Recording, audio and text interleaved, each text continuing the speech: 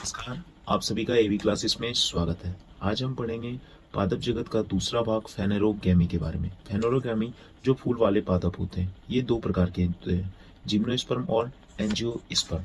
अब हम पढ़ते हैं जिम्नोस्पर्म के बारे में। जिम्नोस्पर्म पादप नग्न बीज होते हैं।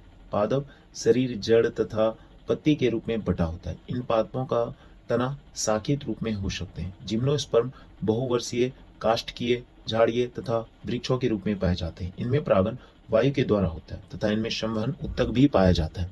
जिम्नोस्पर्म के भी आर्थिक महत्व है, जैसे कि खाद के रूप में जैसे साइगो साबूदाना, लकड़ी के रूप में जैसे चीड़ का लकड़ी, औषधि के रूप में जैसे एफ्रेडा, कागज के उत्पादन में, रेंजिन तथा टेनिन बनाने में। अब हम पढ़ेंगे एंजियोस्पर्म के बारे में। एंजियो का मतलब होता है ढका हुआ और स्पर्मा का मतलब होता है बीज। इस समूह के पौधे में बीज फल के अंदर पाए जाते हैं। इस समूह के पादप में फल, फूल, बीज, पत्ती इत्यादि पूर्ण विकसित होते हैं। संवहन उत्तक पूर्ण रूप से विकसित होते हैं। इसमें मृतपोषी, परपोषी तथा स्वपोषी पादप पाए जाते हैं। इस समूह के पौधे में बीज पत्र पाया जाता है। बीज पत्र के आधार पर इन्हें दो भागों में बांटा जाता है, एक बीजपत्री और द्विबीजपत्री। अब हम पढ़ेंगे इन दोनों में अंतर। एक बीजपत्री ज्यादातर कोमल तने वाले पौधे होते हैं, जबकि द्विबीजपत्री कोमल तथा कठोर तने वाले होते हैं।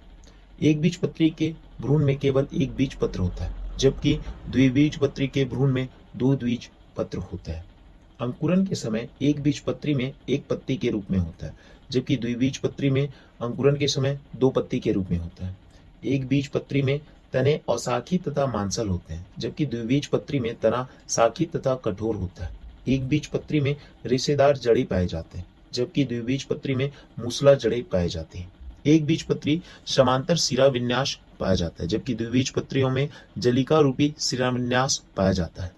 एक बीजपत्री के फूलों में पंखुड़ियों की संख्या 3 अथवा 3 की गुणज पाई जाती है, जबकि द्विबीजपत्रियों में पंखुड़ियों की संख्या 4 अथवा 5 पाई जाती है। एक बीजपत्री के कुछ उदाहरण हैं, जैसे कि गेहूं, चावल, मक्का, बांस, केला, जबकि द्विबीजपत्री के उदाहरण हैं मूली, टमाटर, सरसों, चना, गाजर। अब हम वर्गीकरण के कुछ भाग अगले पार्ट में पढ़ेंगे। धन्यवाद। जय हिंद।